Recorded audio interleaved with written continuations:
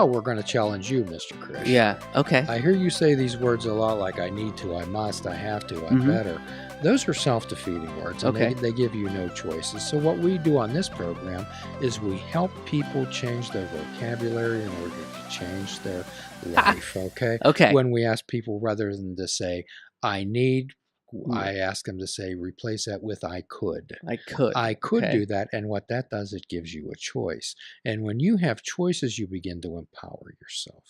Okay, I like that. I could. I could. Those are self-defeating words. Albert Ellis had rational emotive behavioral therapy, and what he called those self-defeating words, he called those masturbations. Is what he did. So when you begin, so remember, we all have lifetimes of repeated patterns of behavior, and we set norms. Okay, and I use this often, but we're going to do it again. So on the Parkway in Pittsburgh, the stated speed limit, the posted speed limit is 55. 55. Right. However, what is the norm? At least 65. At least 65, okay? Yeah, I call it the speedway sometimes rather than the Parkway. So the idea is we set, and the hardest norms to break are the ones that we set ourselves. We have lifetimes of repeated pattern behavior, like 8 lanes of superhighway, these thought patterns inside of our head, well-traveled and well-maintained. And when you're talking about attacking or addressing the type of subjects that you have, remember, these people have been on these 8-lane highways for a long time. So the idea is to ask them to have some new ways of thinking. Is like walking through a bramble patch with sticks and stones, and it's tough. You have to walk that path repeatedly until it becomes a well-worn path.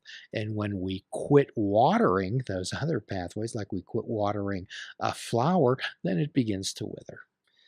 Yeah, that's a beautiful way to look at it, I think. You've heard of the Native American thought that said, I have 2 wolves. I have, let's say, a black wolf and a white wolf. Let's say the black wolf is one of negativity and hate and envy, and the white wolf is one of generosity and kindness and empathy. Which one grows the biggest? Probably the white wolf. It's the one you feed. Yeah. Okay. It's the one you feed. I like that. So the idea is, and that is also a choice, is it not? Oh, absolutely. So my challenge to you, Mr. Krish, is when you're out there is to help people understand that they have choices and to empower themselves and to hear the sound not of others' voices, but of their own. Do you remember the first time that you heard your recorded voice played back to you? Oh, boy. I don't think I do. Yeah. I asked Liz this very question, and she said it sounded awkward. It's not, was that me? That's weird. I don't know the first time, but I still, so I record all my sets and I'll play them back, and there's certain things saying, this doesn't sound, it sounds weird. Well, what we do is we help people recognize and be comfortable with the sound of their own voice. What we often help people do is take those thoughts out of their head and place them out in front of them so they can look at them rather than from them. When we think from thoughts and feelings, it's a crowd mentality, and we can get on a magic carpet, and it takes us to a not good place. Right. It's like getting on a slip and slide that's fun to be on, but at the bottom there's rocks. Okay. Right. So the idea is, my hope for you is that you can challenge people to understand that they have choices, and to be like the Buddha and question everything. Yeah. To be like Gandhi and be the change you want to see in the world. Yeah. That's what I've been trying to do. The idea of choices, I 100% agree with that. I think people do have choices, and it depends on what choice they do. They just take. Don't know it. They just don't know it. They've given them away. That's the first step, is saying, hey, I've got, you do have choices. And once people realize that, I think that's like, oh my goodness, you've just opened up a whole world. It's the same thing is when I was at that point where I was putting my comedy in a little box, I didn't like what was presented in those 4 walls. And then all of a sudden the walls were gone, and I saw so many other things to do, and so many, and then I found this thing, and because I experiment when you're coming up doing comedy, it's like that's when you're experimenting, doing what you want to do, And now we've gotten back to that, but now it's like we're going back to experimenting, but experimenting with a focus, right? And I love that term, focus. I love it. Yeah, it's coming in to say, I want to talk about XYZ. This is my thesis. This is how I'm going to write. And but again, that's for me. Paying attention on purpose. Yes. Having a focus. And when I challenge you to speak to your audience about them having choices, most people don't believe they have them. They've been given them away, or they believe they don't have a voice. There's so many people in this world that believe, and that's true, that they're not being heard. Yeah. I think people have been conditioned to a point to say that, well, my voice and my opinion doesn't matter. It's not, no one cares what I have to say, and that's just simply not true. They probably haven't found out that you have a voice yet. So why would they care about something they don't know? Well, the idea here is that when most people get incensed about a situation or whatever, they tend to rail. They tend to be with like-minded people and rail and scream and yell and about each other, about the supposed injustices. And that really does no good, because you're literally preaching to the choir. So the idea about that is to avoid getting in screaming matches with other people. Also, maybe who don't agree with you. The idea is to find people who advocate and also believe in the same causes that you do, and advocate for them. Yeah. I've also gotten to this point. I want to speak to somebody that differs from me. Wonderful. Right? And I think this is a conversation that I think I've had with the numerous amount of people. Is a lot of people have written that off, right? If you disagree with me, I don't care. I don't need to listen to you. I don't want to listen to you. Go away. Get out of here. I disagree with that, because if we are going to be a voice for the voiceless, right? If we are going to try to find solutions so we can move on from some of these things, right? We can move on from the idea of racism or nationalism or misogyny and all these problems. We can't move on unless we get those people on our side, right? Unless we get to end racism, you have to talk to a racist and say, what is going on? Absolutely. Right. Absolutely. The problem needs to be identified as, what are you afraid of? You're afraid of something. What are you afraid of? So then we hit the core feeling of what we deal with here often, and that is fear. Fear is a corroding thread that goes throughout people's lives. Yeah. And it's the number one issue that causes anxiety and worry. All have a foundation of fear. And our good friend George Adair said that everything that we want, all happiness and joy, is on the other side of fear. However, first of all, we have to identify what that fear is and understand that it's not the boogeyman. Okay. Yeah. And it's something that we can learn how to deal with. And so all courage is, Krish, is the ability to deal with fear. No one is fearless. If you want to see fearless people, go to the movies. You have to have a little bit, or else I think you have to have a little bit of fear. If you were a police officer or a fireman and you were fearless, how long would you last on your job? Right. An hour, 2? Right. Yeah. You got to have, I think fear creates a little bit of restraint, but sometimes that restraint is necessary.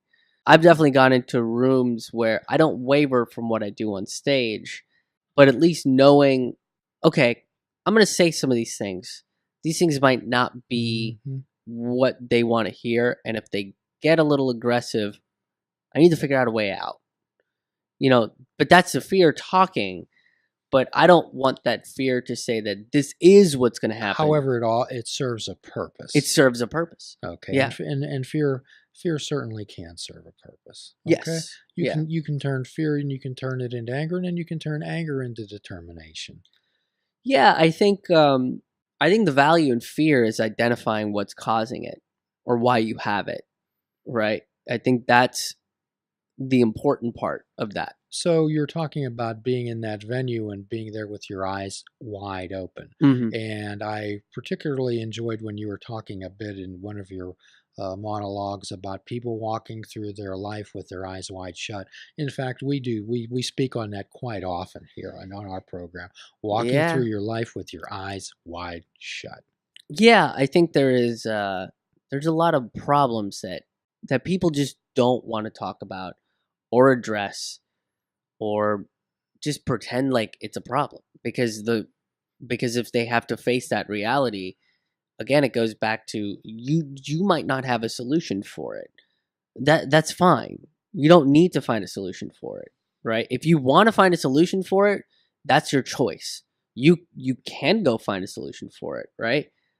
But you should at least be able to address it. Something is a problem. People generally don't address those type of issues until it comes knocking at their front door. Right. Until it involves someone, them personally in their life. Yep. Yes. Yeah. But I think that's why the problem continues to persist, is because, not everybody is going to face the same exact problems, right? But if at least we can all get on board and say, hey, treating women and black people like second-class citizens isn't right. And indeed, no child is born with bias or discrimination. Right. No, it's a learned behavior. Yep. Indeed. Yeah. Indeed. So, and there's a lot of very angry, upset, restless, irritable, and discontent people in this world. And all the listeners out there know that I'm in long-term recovery from drug and alcohol addiction. I'm from the 12-step world, and that I've had my share of troubles in my life. The psychiatric hospitals. I make no apologies for that. It helped me make the person that I am today. However, there's a real line in the 12-step book, and it says that acceptance is the answer to all my problems today. When I'm upset or disturbed, it is because I find some person, place, thing, or situation, some event in my life unacceptable to me. And until I can accept that person, place, thing, or situation as exactly the way it is in this moment, I can find no peace or no serenity. It's not so much as what can be changed in the world as what can be changed in me and my attitudes. So that's my challenge to you, Krish, to challenge people out there, first of all, to change themselves, to be the person that they would like others to be. Yeah. Yeah. And that's and in order for me to be able to speak on that, I have to challenge myself to do the same thing. Indeed, and that's why I'm challenging you today. I've been talking a lot about this notion of addressing hate and how do we go about doing it. I think condemning it might not be the right way to do it. I don't believe that condemning them and getting rid of them out of society is the right way to go about. And condemning also is hate, is it not? Yeah, I think in a sense. Yeah. So it's like your child gets in trouble at school for hitting somebody, and when they come home, you paddle them to show them that hitting the person is wrong. Right. The irony and the hypocrisy of that whole thing is, it's just, I don't think we learn anything from it. Martin Luther King said that hate never conquers hate. No, So darkness never conquers darkness. It's impossible. No, in my opinion, I think we have to figure out what is the core of all of this. Where is this coming? What is the fear? What is the fear that's leading to the hate? What is the frustration that's leading to the hate? And identify that, and maybe educate them that they don't have to feel that way. Right. And that is a choice. They have choices, and they have control over their thoughts and feelings. Thomas Merton's one of my favorite philosophers. He was a Trappist monk, he combined Christianity with Zen and Buddhism. And he identified there were three things that caused most of the ills in the world, and that was greed, lust, and self-love. So the idea about all those things, and if we recognize that we perhaps inherently have some of those qualities, then we can do something about it. Awareness is the real key here.